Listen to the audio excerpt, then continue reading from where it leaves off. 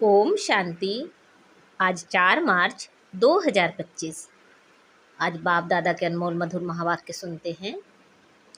मीठे बच्चे, जिन्होंने शुरू से भक्ति की है, 84 जन्म लिए हैं, वह तुम्हारे ज्ञान को बड़ी रुचि से सुनेंगे, इशारे से समझ जाएंगे। आज की मुरली में प्रश्न है, देवी देवता घराने के नज़दीक वाली आत्मा है या दूर वाली, उसकी परख क्या होगी? उत्तर है, जो तुम्हारे देवता घराने की आत्माएं होंगी, उन्हें ज्ञान की सब बातें सुनते ही जच जाएगी। वह मूंझेंगे नहीं। जितना बहुत भक्ति की होगी, उतना जास्ती सुनने की कोशिश करेंगे। तो बच्चों को नब्ज देखकर सेवा करनी चाहिए। ओम शांति। रूहानी बाप रूहानी बच्चों को समझाते हैं। यह तो बच्चे समझ गए, रूहानी बाप है निराकार। इस शरीर द्वारा बैठ समझाते हैं। हम आत्मा भी निराकार हैं, इस शरीर से सुनते हैं। तो अब दो बाप इकट्ठे हैं ना। बच्चे जानते हैं दोनों बाबा यहाँ हैं। तीसरे बाप को जानते हो, परंतु उनसे फिर भी यह अच्छा है, इनसे फिर वह अच्छा, नंबरवार है ना।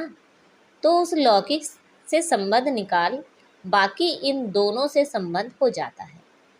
बाप बैठ समझाते हैं मनुष्यों को कैसे समझाना चाहिए। तुम्हारे पास मेला प्रदर्शनी तो बहुत आते हैं, यह भी तुम जानते हो। 84 जन्म कोई शक तो नहीं लेते होंगे। यह कैसे पता पड़े यह 84 जन्म लेने वाला है या 10 जन्म लेने वाला है व 20 जन्म लेने वाला है? अब तुम बच्चे यह तो समझते हो कि जिसने बहुत भक्ति की होगी शुरू से लेकर, तो उनको फल भी इतना ही जल्दी और अच्छा मिलेगा। थोड़ी भक्ति की होगी और देरी से की होगी तो फल भी इतना थोड़ा और देरी से मिलेगा। यह बाबा सर्विस करने वाले बच्चों के लिए समझाते हैं।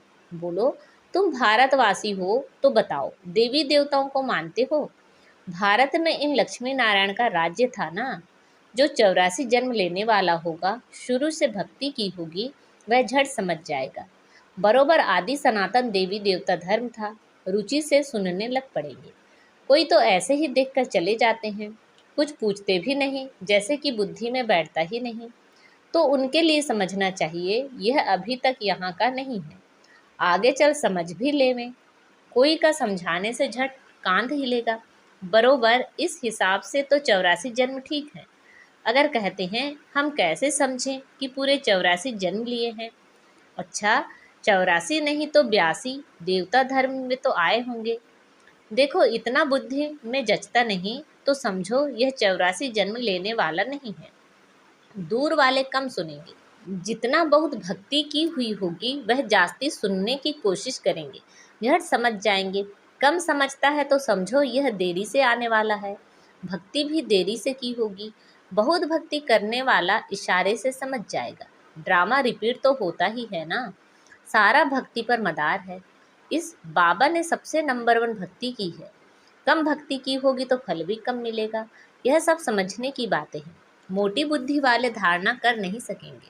यह मेले प्रदर्शनियां तो होती रहेंगी, सब भाषाओं में निकलेंगी। सारी दुनिया को समझाना है ना।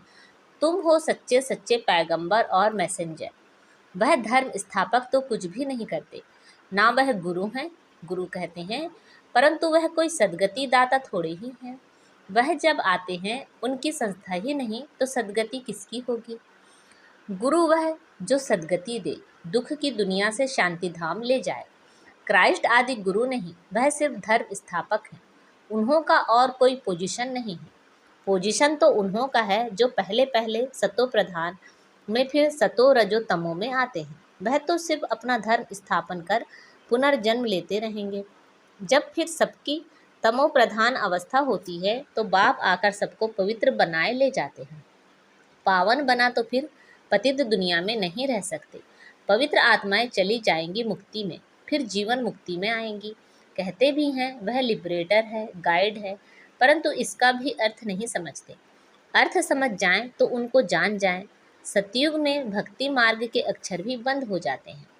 यह भी ड्रामा में नूंद है, जो सब अपना अपना पाड़ बजाते रहते हैं। सदगति को एक भी पा ना सके। अभी तुमको यह ज्ञान मिल रहा है। बाप भी कहते हैं, मैं कल्प कल्प कल्प के संगम युगे आता हूँ। इनको कहा जाता है कल्याणकारी संगम युग, और कोई युग कल्याणकारी नहीं है। सतयुग और त्रेता के संगम का कोई महत्व नहीं। सूर्यवंशी पास्ट हुए, फिर चंद्रवंशी राज्य चलता है, फिर चंद्रवंशी से वैश्यवंशी बनेंगे, तो चंद्रवंशी पास्ट हो गया।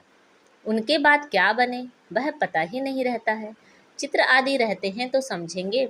यह सूर्यवंशी हमारे बड़े थे, यह चंद्रवंशी थे, वह महाराजा, वह राजा, वह बड़े धनवान थे, वह फिर भी नापास तो हुए ना। यह बातें कोई शास्त्रों आदि में नहीं है। अब बाप बैठ समझाते हैं। सभी कहते हैं हमको लिबरेट करो, पतित से पावन बनाओ। सुख के लिए नहीं कहेंगे, क्योंकि सुख के लिए निंदा कर दी है शास्त्रों में। सब कहेंगे मन की शांति कैसे मिले। अभी तुम बच्चे समझते हो, तुमको सुख शांति दोनों मिलते हैं। जहाँ शांति है वहाँ सुख है, जहाँ अशांति है वहाँ दुख है। सतयुग में सुख शांति, यहाँ दुख अशांति है। यह बाप बैठ समझाते हैं। तुमको माया रावण ने कितना तुच्छ बुद्धि बनाया है, यह भी ड्रामा बना हुआ है। बाप कहते हैं मैं भी ड्रामा के बंधन में बांधा हुआ हूँ। मेरा पार्ट ही अभी है जो बजा रहा हूँ। कहते भी हैं बाबा, कल्प कल्प आप ही आकर भ्रष्टाचारी पतित से शिष्टाचारी पावन बनाते हो। भ्रष्टाचारी बने हो रावण द्वारा, अब बाप आकर मनुष्य से देवता बनाते हैं। यह जो गायन है उनका अर्थ बाप ही आकर समझाते हैं। उस अकाल तख्त पर बैठने वाले भी इसका अर्थ नहीं समझते। बाबा ने तुमको समझाया, आत्माएं अकाल मूर्त हैं। आत्मा का यह शरीर है रथ, इस पर अकाल अर्थात जिसको काल नहीं खाता वह आत्मा विराजमान है। सतयुग में तुमको काल नहीं खाएगा, अकाले मृत्यु कभी नहीं होगी। वह है ही अमरलोक, यह है मृत्युलोक। अमरलोक मृत्युलोक का भी अर्थ कोई नहीं समझते हैं। बाप कहते हैं मैं तुमको बहुत सिंपल समझाता हूँ। सिर्फ मामे कम याद करो तो तुम पावन बन जाएंगे। साधु संत आदि भी गाते हैं पतित पावन। पतित पावन बाप को बुलाते हैं। कहाँ भी जाओ तो यह जरूर कहेंगे पतित पावन। सच तो कभी छिप नहीं सकता। तुम जानते हो अभी पतित पावन बाप आया हुआ है, हमें रास्ता बता रहे हैं।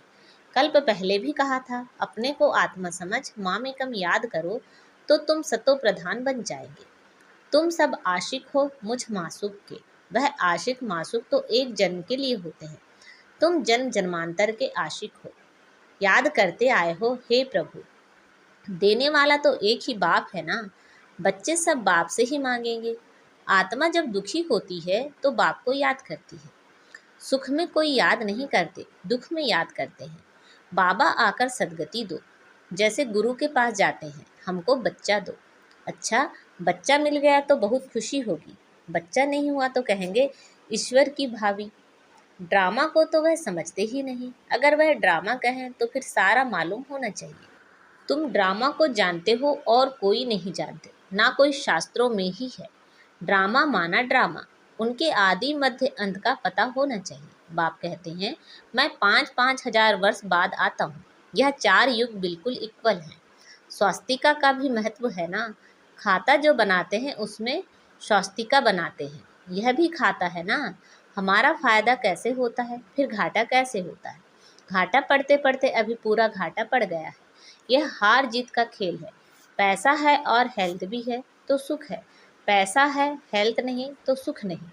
तुमको हेल्थ वेल्थ दोनों देता हूँ तो हैप्पीनेस है ही।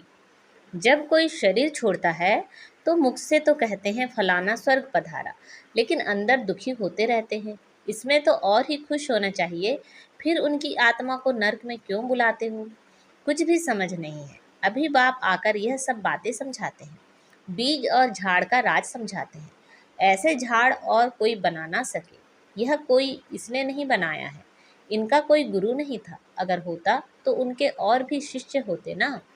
मनुष्य समझते हैं इनको कोई गुरु ने सिखाया है, या तो कहते परमात्मा की शक्ति प्रवेश करती है। अरे, परमात्मा की शक्ति कैसे प्रवेश करेगी, बेचारे कुछ भी नहीं जानते। बाप खुद बैठ समझाते हैं। मैंने कहा था मैं साधारण बूढ़े तन में आता हूँ, आकर तुमको पढ़ाता हूँ। यह भी सुनते हैं, अटेंशन तो हमारे ऊपर है। यह भी स्टूडेंट है। यह अपने को और कुछ नहीं कहते। प्रजापिता सो भी स्टूडेंट है। भल इसने विनाश भी देखा, परंतु समझा कुछ भी नहीं। आहिस्ते आहिस्ते समझते गए। जैसे तुम समझते जाते हो, बाप तुमको समझाते हैं, बीच में यह भी समझते जाते हैं, पढ़ते रहते हैं। हर एक स्टूडेंट पुरुषार्थ करेंगे पढ़ने का।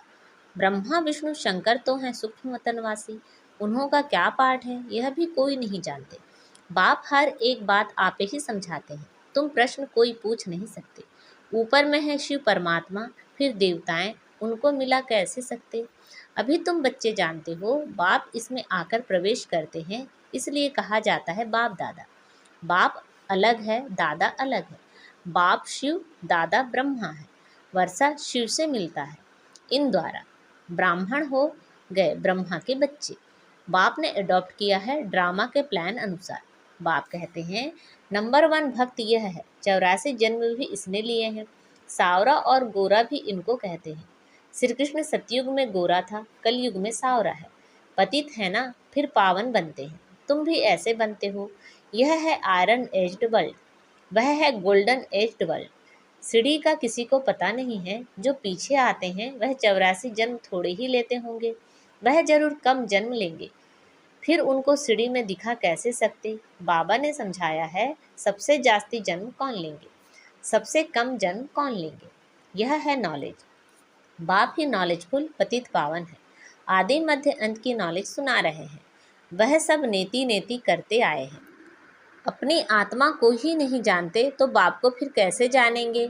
सिर्फ कहने मात्र कह देते हैं। आत्मा क्या चीज़ है, कुछ भी नहीं जानते।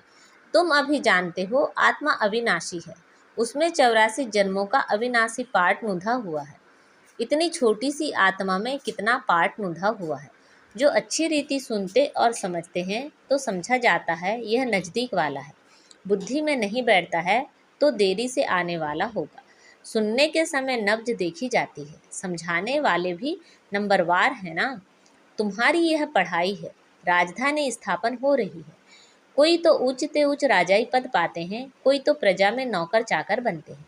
बाकी हाँ, इतना है कि सतयुग में कोई दुख नहीं होता। उनको कहा ही जाता है सुखधाम बहिष्ठ। पास्ट हो गया है तब तो याद करते हैं ना। मनुष्य समझते हैं स्वर्ग कोई ऊपर छत में होगा। देलवाड़ा मंदिर में तुम्हारा पूरा यादगार खड़ा है।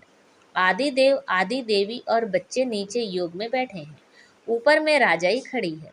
मनुष्य तो दर्शन करेंगे, पैसा रखेंगे, समझेंगे कुछ भी नहीं। तुम बच्चों को ज्ञान का तीसरा नेत्र मिला है। तुम सबसे पहले तो बाप की बायोग्राफी को जान गए, तो और क्या चाहिए। बाप को जानने से ही सब कुछ समझ में आ जाता है, तो खुशी होनी चाहिए। तुम जानते हो अभी हम सतयुग में जाकर सोने के महल बनाएंगे, राज्य करेंगे। जो सर्विसेबल बच्चे हैं उन्हों की बुद्धि में रहेगा यह स्पिरिचुअल नॉलेज। स्पिरिचुअल फादर देते हैं। स्पिरिचुअल फादर कहा जाता है आत्माओं के बाप को। वह सद्गति दाता है, सुख शांति का वर्षा देते हैं। तुम समझा सकते हो यह सीढ़ी है भारतवासियों की, जो 84 जन्म लेते हैं। तुम आते ही आधे में हो, तो तुम्हारे 84 जन्म कैसे होंगे।